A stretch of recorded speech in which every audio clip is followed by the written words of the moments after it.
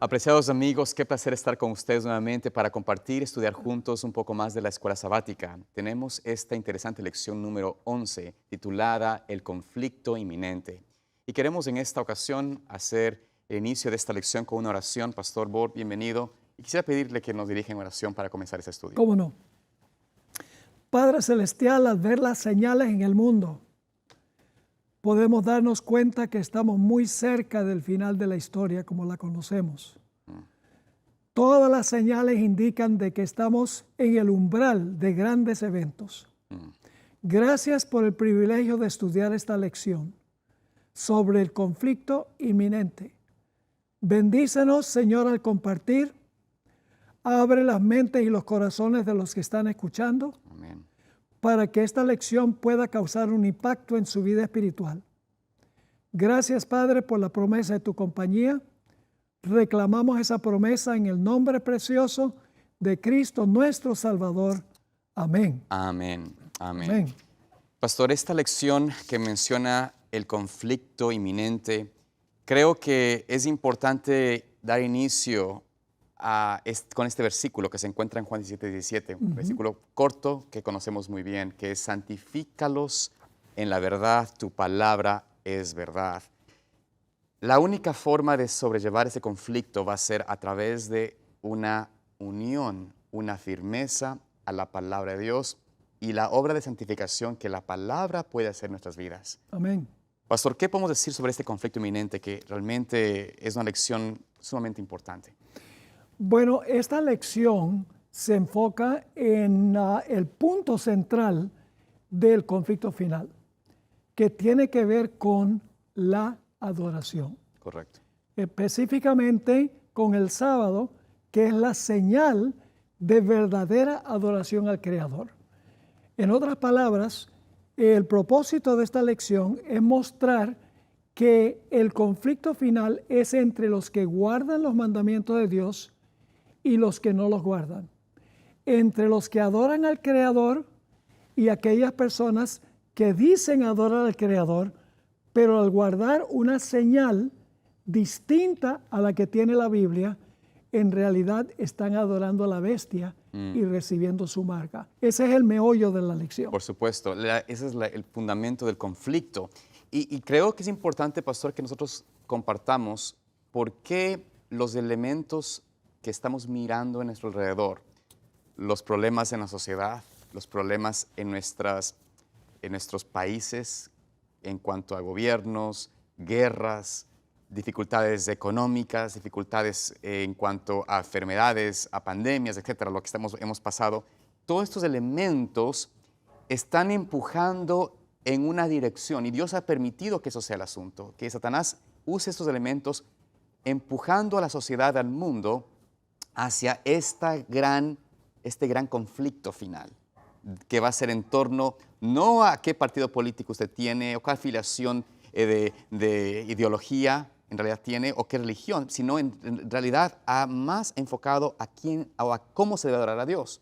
Si es en el domingo como día universal de adoración, que va a hacer que las masas busquen su unidad y su fuerza en ese día de adoración, o el día que el Señor desde la creación, y antes de la creación inclusive, ha establecido como su día de adoración, que es el santo día sábado.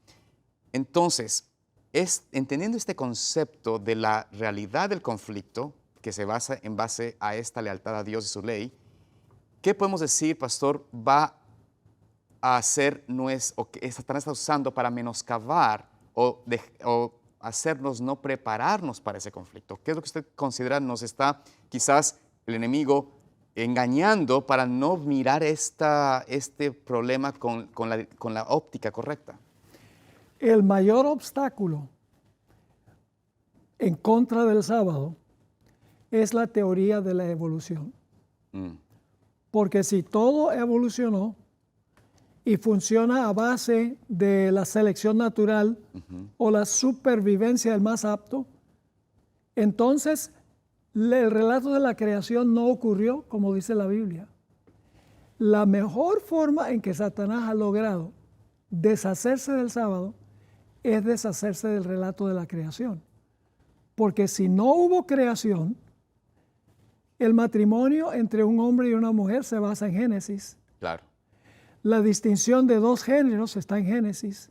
correcto. La vida en el campo está en Génesis. La dieta ideal está en Génesis. El día de reposo está en Génesis. La santidad de la vida está en Génesis.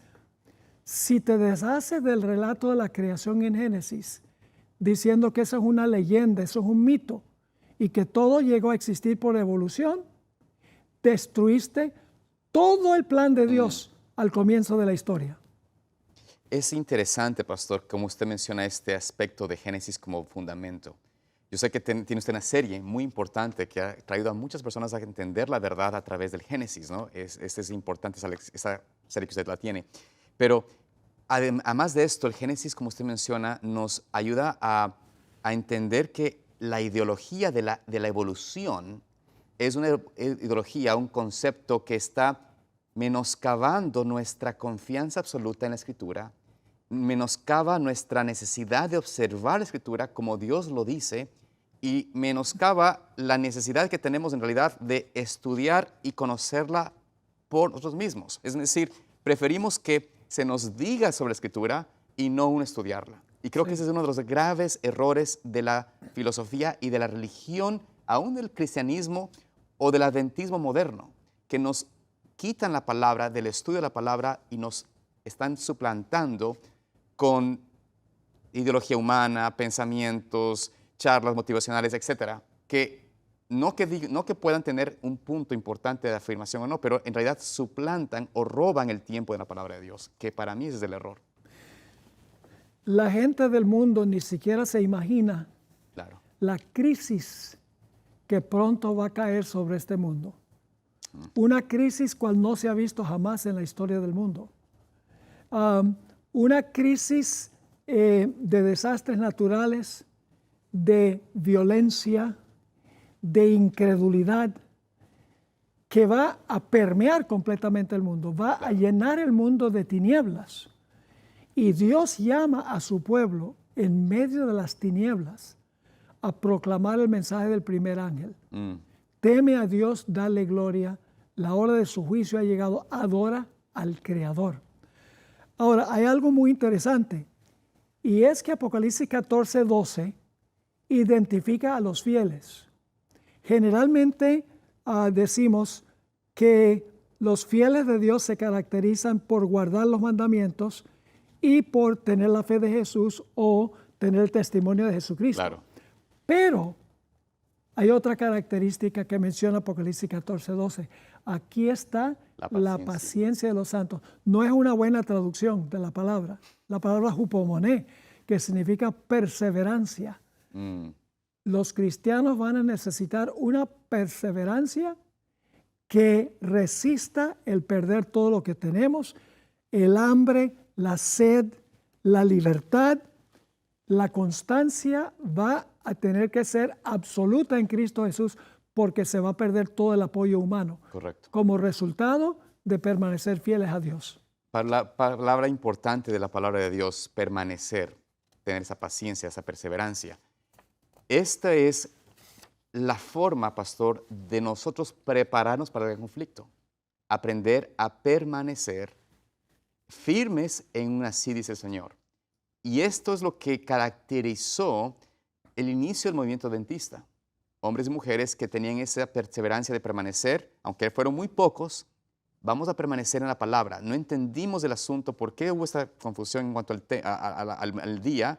Sabíamos de que el evento marcaba algo, pero no entendieron el concepto, pero volvieron a la palabra, se mantuvieron firmes en volver a la palabra de Dios y ayudó a su experiencia de permanecer y, por supuesto, entender y llegar a comprender la verdadera experiencia de lo que pasó en el año de 1844. Pero esta invitación es también para nosotros ahora, porque permanecer en la palabra nos va a ayudar a contrarrestar, a poder no caer en el engaño de lo que Satanás está haciendo ahora sutilmente, de llevarnos a separarnos de la palabra, paulatinamente, pero con certeza.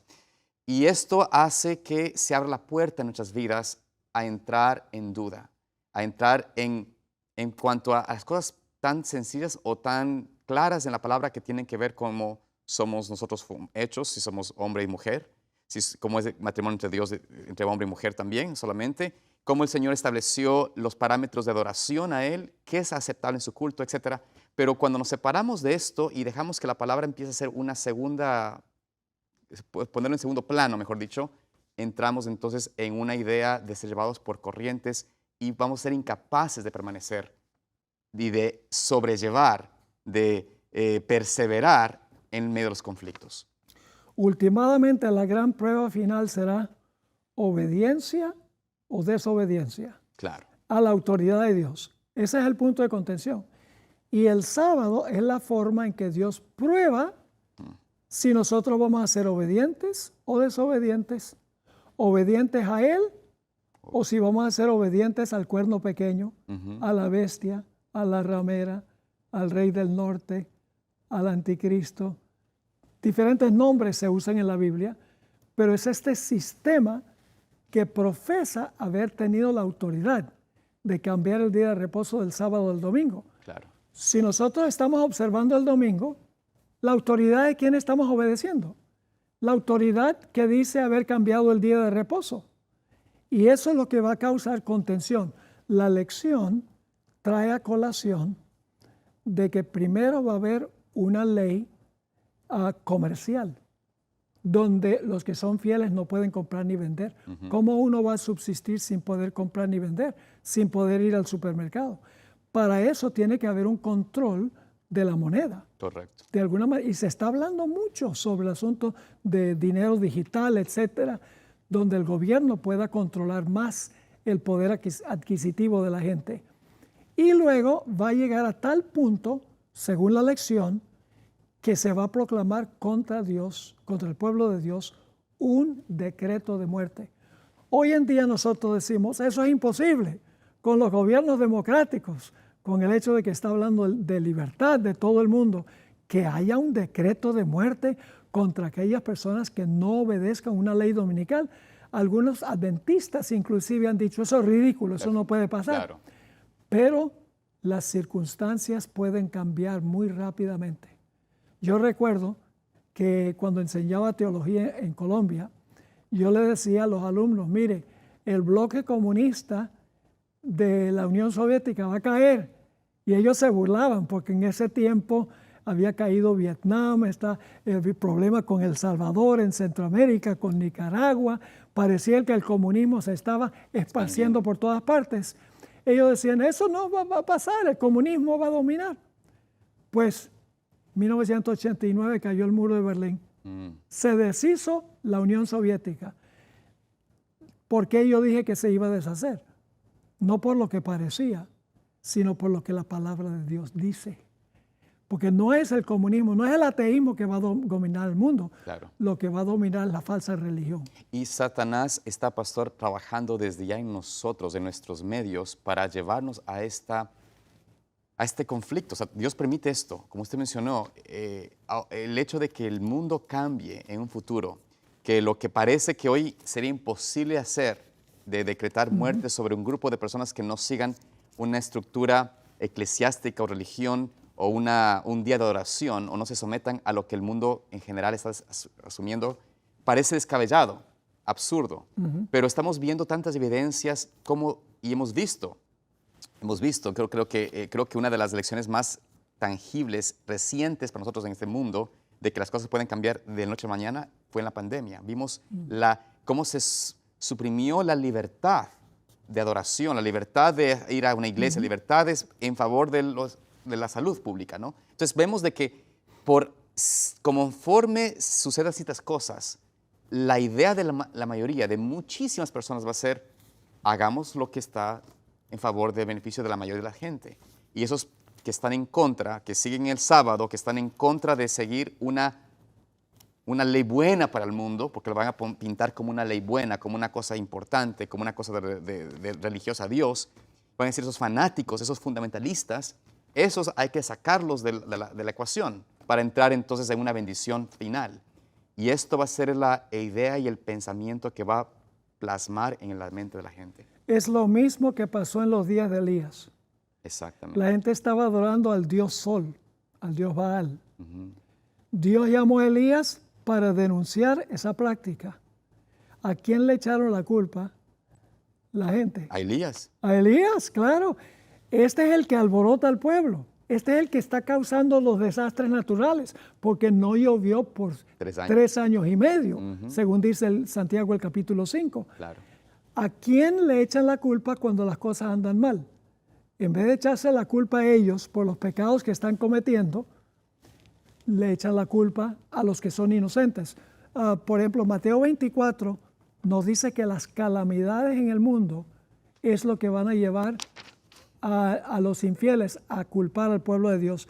En Mateo 24, que tiene las señales de la segunda venida, dice en el versículo 5, porque vendrán muchos en mi nombre diciendo yo soy el Cristo y a muchos engañarán, oiréis de guerras y rumores de guerras, mirad que no os turbéis, porque es necesario que todo esto acontezca, pero aún no es el fin, porque se levantará nación contra nación, eso lo estamos viendo hoy, Por supuesto. y reino contra reino, y habrá pestes, hambres y terremotos, y Marcos agrega alborotos, que son riots en inglés, alborotos en diferentes lugares. Todo esto será principio de dolores. Y ahora, fíjese, después de todos estos desastres, guerras, rumores de guerra, nación contra nación, reino contra reino, pestilencias, hambres, terremotos, alborotos, fíjate lo que dice el siguiente versículo.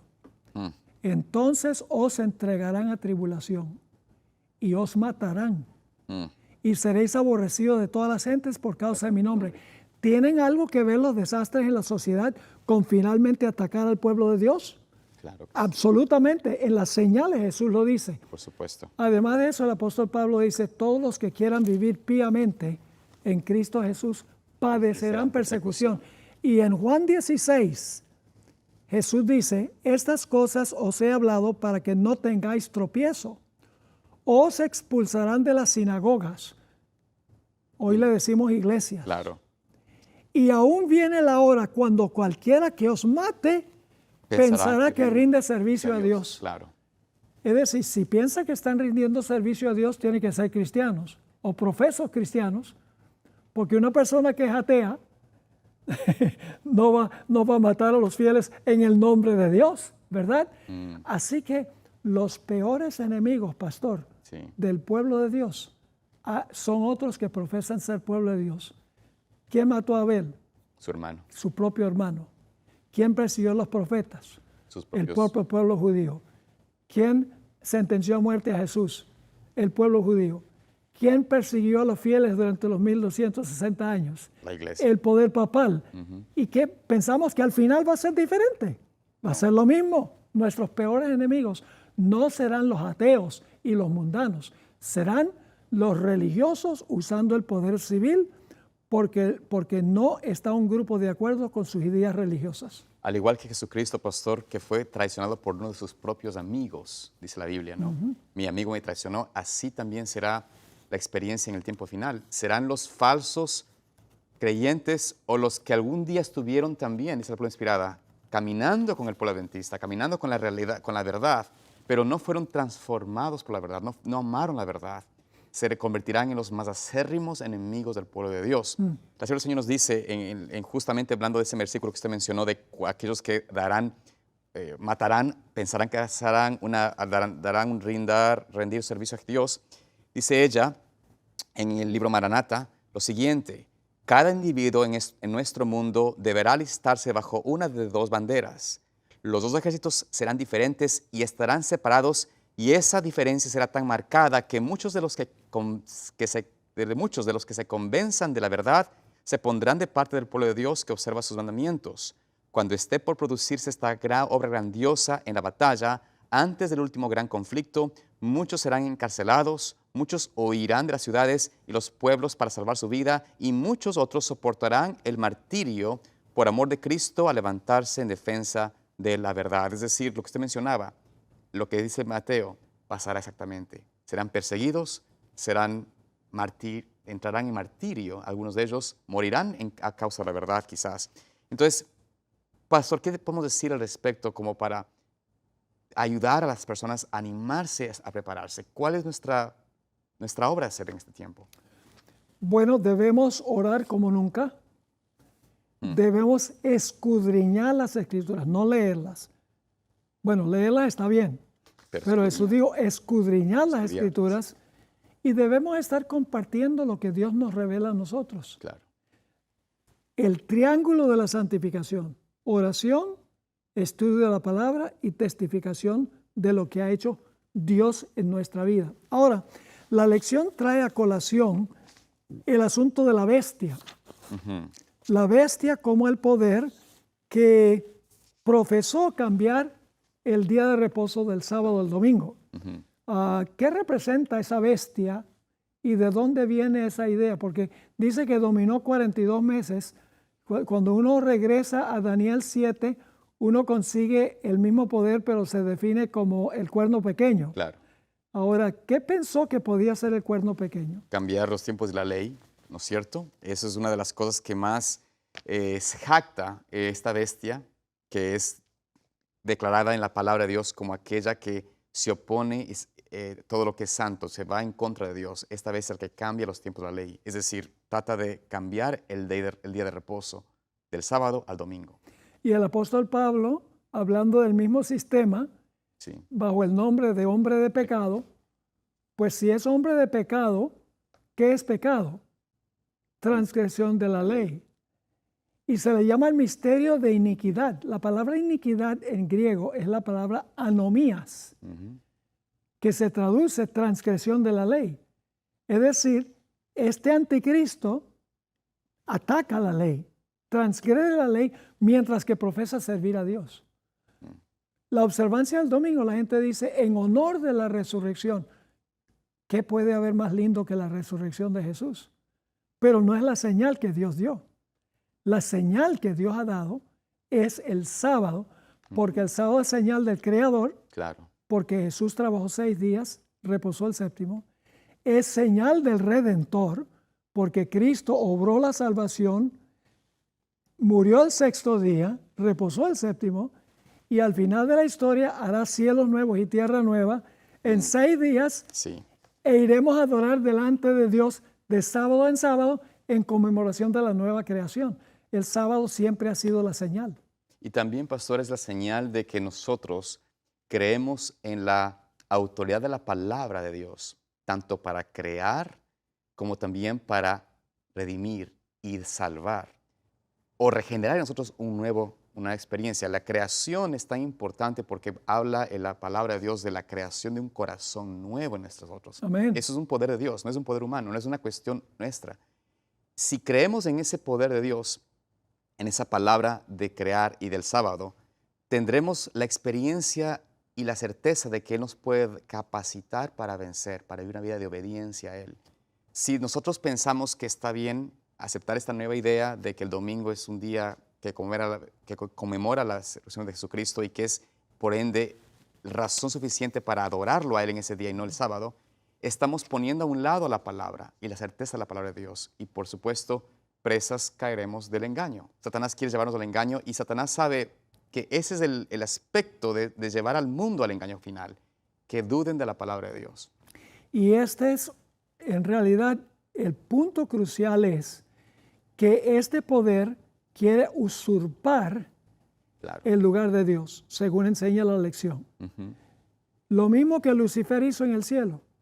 Dice, ascenderé a las alturas, a los lados del norte, me sentaré allá y seré semejante al Altísimo. Quería, en otras palabras, ocupar el lugar de Dios. Como no pudo allá, vino acá y a través de su secretario, a través del obispo de Roma, Claro. el obispo de Roma profesa ser Dios porque dice que tiene poder para perdonar pecados. Los católicos dicen que es Dios en la tierra y por eso tiene autoridad de cambiar el día de reposo. Es decir, lo mismo que pasó con Lucifer pasa con este sistema. Y por eso se lo cataloga a Él como el hombre más poderoso de la tierra. Pero Dios tiene un poder mayor y es Amén. Cristo. Amén. Queremos agradecerles, apreciados hermanos, por continuar estudiando con nosotros de la palabra de Dios. Les invitamos a continuar escudriñando la Escritura, a seguir estudiando más de lo que el Señor ha dejado en ella escrito y rogamos que sean bendecidos por el Señor en este tiempo. Dios bendiga, los guarde y nos vemos la próxima semana.